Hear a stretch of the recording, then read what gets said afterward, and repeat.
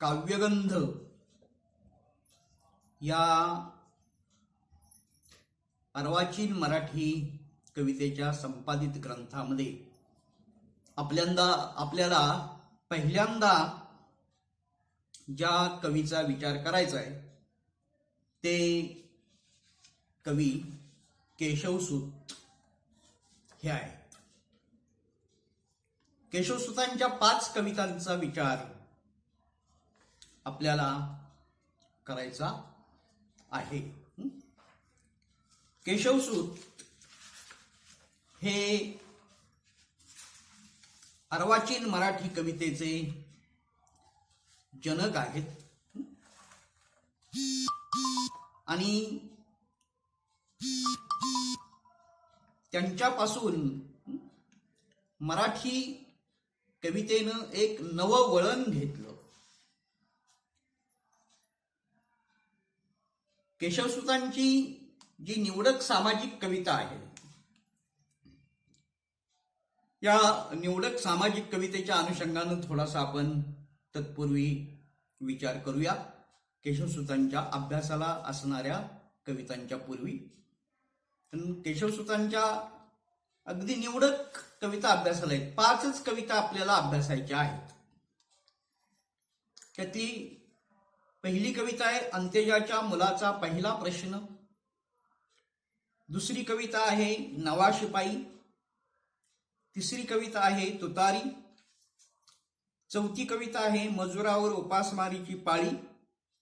आणि 5वी कविता आहे गोफण केली छान. या 5च्या 5 कविता आपण अगदी सूक्ष्मपणे अभ्यासणार आहोत. कृष्णाजी केशव दामले उर्फ केशवसूत हे केशवसूतांचं संपूर्ण नाव कृष्णाजी केशव दामले आणि त्यांचं टोपण नाव केशवसूत. त्यांना केशवसूत का म्हणायचं तर जो केशवाचा मुलगा तो केशवसूत. सूत म्हणजे मुलगा म्हणून केशवसूत. त्यांचा कालखंड जो आहे तो 1866 ते 1905 हा त्यांचा कालखंड आहे. त्यांचा जन्म कोकणात रत्नागिरी जिल्ह्यात मालगुंड इथं झाला. मालगुंड हे छोटंसं खेडेगाव आहे. तिथं माल्यकूट नावाचा एक डोंगर आहे.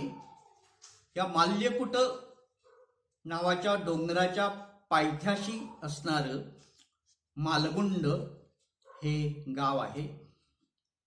अद्यापही केशवसूत जिथं जन्मले ते घर केशवसूतांचं स्मारक म्हणून तिथं जतन करून ठेवलेलं आहे.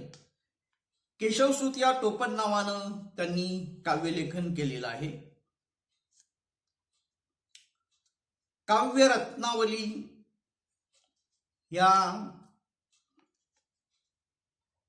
साप्ताहिकातून त्यांच्या बऱ्याचशा कविता प्रसिद्ध झालेल्या आहेत. तसंच त्यांचं शिक्षण खेड, बडोदा, वर्धा, नागपूर आणि पुणे या ठिकाणी झालंय. 1880 साली ते विवाहबद्ध झाले. 1889 साली ते मॅट्रिक उत्तीर्ण झाले आणि 1889 ते 1896 या काळात त्यांनी मुंबईत वेगवेगळ्या ठिकाणी हंगामी नोकऱ्याही केल्या. पुढं प्लेगमुळं नोकरीनिमित्त खानदेशात ते आले. पहिल्यांदा भडगाव नगरपालिकेच्या शाळेत दुय्यम शिक्षकाची नोकरी त्यांनी केली. 1901 मध्ये फैजपूरला मुख्याध्यापक म्हणून ते रुजू झाले.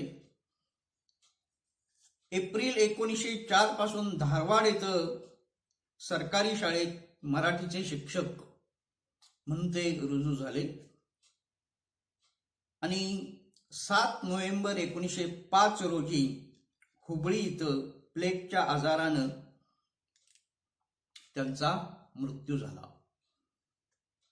प्लेगचा आजार म्हणजे सध्या जसे हे कोरोनाचे वगैरे आजार येत आहेत, कोरोनाची साथ आहे, तशी पूर्वी प्लेगची साथ यायची आणि माणसांच्या काखेत गाठी उठायच्या आणि काखेत गाठ उठली की तो माणूस मरायचा. प्लेगवर विजय मिळवण्यात वैद्यकशास्त्राला यश मिळालं, त्यामुळे आता प्लेगची साथ विशेषतः येत नाही. पण 100 वर्षापूर्वी प्लेगची साथ आली होती. या 100 वर्षापूर्वी ज्या प्लेगची साथ आली त्या प्लेगच्या साथीत केशवसुतांचं निधन झालेलं आहे 1905 साली. एकंदरीत त्यांचा काव्यरचना काल जो आहे हा काव्यरचना काल 1885 ते 1905, म्हणजे साधारण 1885 ते 1905 हा कालावधी बघितला तर फक्त 20 वर्षांचा कालावधी आहे आणि त्यांचा जीवन कालावधी आहे तो 1866 ते 1905.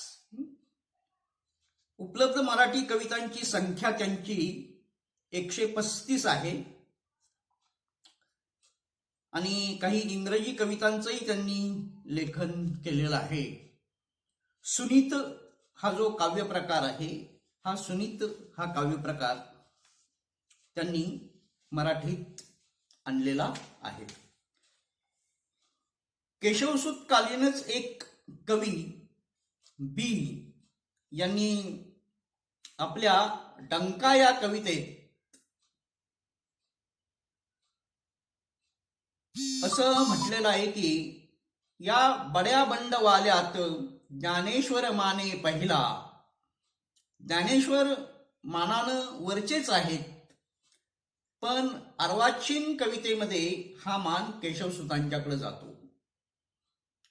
प्रणय पंढरीचे वारकरी गोविंदाग्रज देखील त्यांच्या केशवसुत मेले या कवितेत जगतास जागवा याला केशवसुत गावून गेले, केशवसुत कसले मेले, केशवसुत गातची बसले, केशवसुत कसले मेले, केशवसुत गातची बसले, असं गोविंदाग्रजांनी केशवसुतांबद्दल म्हटलेलं आहे. मराठी गद्य वाङ्मयाची परंपरा मांडताना हरिभाऊ आपट्यांना वगळून मराठी कादंबरीचा आपल्याला विचार करता येत नाही. त्याचप्रमाणे अर्वाचीन मराठीतील यशस्वी सामाजिक कवितेचा विचार करत असताना केशवसुतांशिवाय मराठी कवितेचा विचार आपल्याला करता येत नाही आणि जर आपण तसं केलं तर सामाजिक कवितेचं शीरच छाटल्यासारखं होईल. तसं पाहिलं तर मराठीतील क्रांतिकारी कवितेला महात्मा फुल्यांनी सुरुवात केली असली तरीही इसवी सन 1885 ते 1905 हा मराठी कवितेच्या पुनर्जन्माचा काळ मानला जातो आणि ह्या काळाची नाममुद्रा केशवसुतांच्या नावावर कोरली गेलेली आहे. पुढं केशवसुत संप्रदाय सुद्धा निर्माण झाला. या संप्रदायातील कवींची कविता केशवसुतांच्या कवितेच्या तोलामोलाची नसली तरी देखील एखाद्या विचारानं प्रवाहित झाल्याशिवाय कोणताही संप्रदाय हा निर्माण होऊ शकत नाही.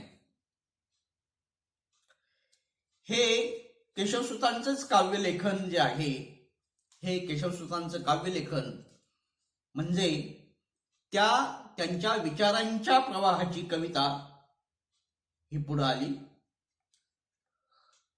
थोडक्यात मेघांचा गडगडाट कितीही झाला तरी विजेचा लखलखाट महत्वाचा असतो.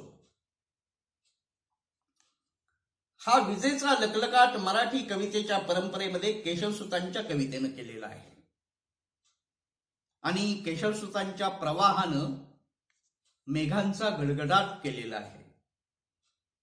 इसवी सन 1885 ते 1905 या काळात अन्य कोणी कवी झालेच नाहीत असं काही नाही. पण या कालखंडात अनेक चांगले कवी निर्माण झाले. त्यांच्यापैकी अनेकांची प्रेरणा स्वतंत्र होती, परंतु काव्याच्या प्रांतात होऊ घातलेल्या क्रांतीची चिन्ह त्या काळातील दुसऱ्या कोणत्याही कवीपेक्षा केशवसुतांच्या काव्यात अधिक स्पष्टपणे आणि प्रभावीपणे प्रतिबिंबित झालेली आपल्याला दिसतात.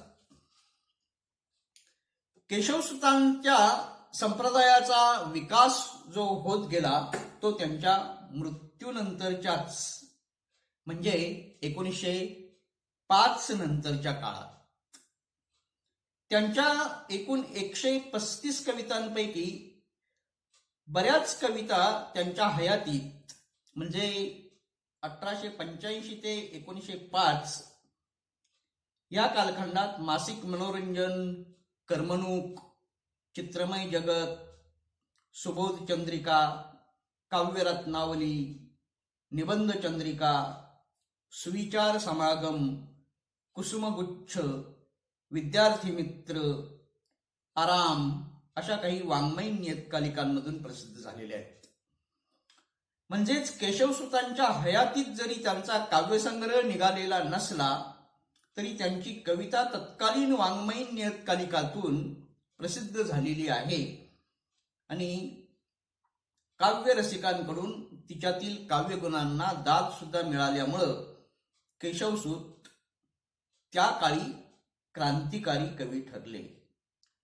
हे तत्कालीन नियतकालिकांचे महत्वाचं कार्य हे आपल्याला मान्य करावं लागेल.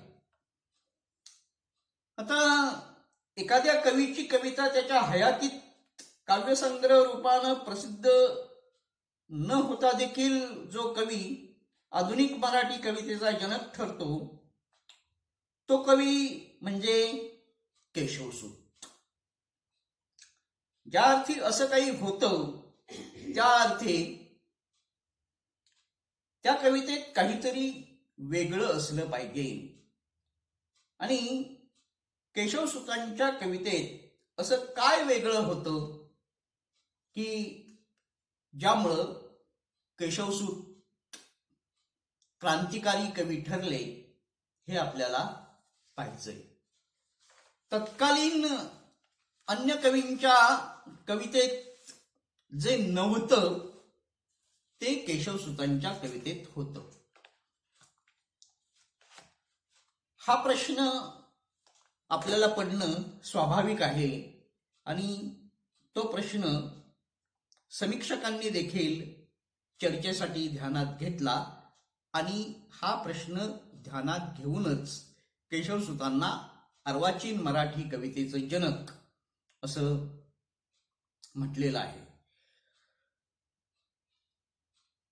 तसं पाहिलं तर केशवसूत म्हटल्याबरोबर केशवसुतांच्या काही 10-5 कविता ज्या आहेत त्या 10-5 कविता चटकन आपल्या डोळ्यासमोर येतात.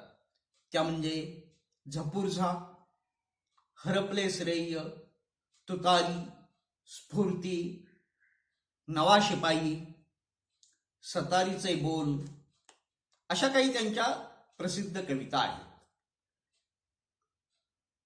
सर्वसामान्य नागरिकाला नवल वाटेल अशा काही या 10-5 कवितेमुळे हा कवी एकदम आधुनिक मराठी कवितेचा जनक कसा काय झाला. कारण अशा सुंदर 10-5 कविता आयुष्यभरात अनेक कवींनी लिहिलेल्या आहेत आणि अशा सुंदर कविता लिहिणारे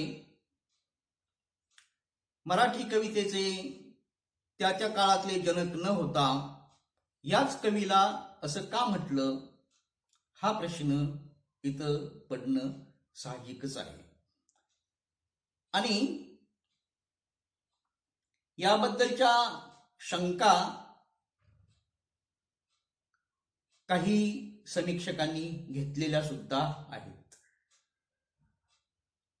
याचं उत्तर देताना असं म्हटलेलं आहे की केशवसुतांनी कवीच्या स्वातंत्र्याचा उद्घोष केला आणि तो प्रभावी कवितांमधून केला. हे केशवसुतांचं महत्वाचं कार्य आहे. या महत्वाच्या कार्यामुळेच केशवसूत भावकवितेच्या सर्वस्वी नवीन अशा परंपरेचे प्रमुख प्रवर्तक झाले. त्यांनी मराठी कविता विषयनिष्ठतेकडून व्यक्तिनिष्ठतेकडे नेली आणि विषयनिष्ठतेकडून व्यक्तिनिष्ठता ही जो कवी नेत असतो तो कवी निश्चितच क्रांतिकारी कवी असतो. केशवसूतांनी त्यांच्या कवितेमध्ये हे महत्वाचं काम केलेलं आहे. साहजिकच व्यक्तीच्या आणि सामाजिक प्रश्नांना केशवसूतांनी वाचा फोडलेली आहे. कोणताही कवी ज्या काळात लिहित असतो त्या काळाचा त्याच्या कवितेवर या ना त्या कारणानं परिणाम होतच असतो. केशवसूतांच्या बाबतीतही हेच झालेलं आहे. केशवसूत इंग्रजी राज्यातील उगवत्या मध्यमवर्गीयांचे प्रतिनिधी आहेत. त्यांचा काळ हा विज्ञानाच्या विस्ताराचा आणि विजयाचा काळ होता. अंधश्रद्धा, रूढी परंपरांशी सामना करण्याचा काळ होता. आशावादानं भरलेला काळ होता. म्हणूनच त्यांनी आपल्या कवितेतून अंत्यजाच्या मुलाचा पहिला प्रश्न आपल्या समाजाला विचारला. आपल्याला सुद्धा हीच कविता केशवसूतांची पहिल्यांदा अभ्यासायची, ती म्हणजे अंत्यजाच्या मुलाचा पहिला प्रश्न. त्यांनी अंत्यजाच्या मुलाचा पहिला प्रश्न आपल्या समाजाला विचारला. त्यांच्या नव्या शिपायानं मळ्यास माझ्या कुंपण पडणे अगदी न मला साहे, नव्या जगातील नव्या मनोतील मी नवा शिपाई आहे, असं समाजाला ठणकावून सांगितलं. केशवसूतांनी स्वतःच समाजातील अनिष्ट रूढी परंपरांच्या विरोधात उभं राहून तुतारी फुंकली आणि मजुरावर उपासमारीची पाळी आल्यामुळं हा कवी व्यथित झाला. ज्यांना जे जे विचारांना पटलं नाही ते विचारांनीच हाणून पाडण्यासाठी या कवीनं गोफण केली छान. ही गोफण काही दगडधोंड्यांची गोफण नाही, तर ही गोफण शब्दांची गोफण आहे.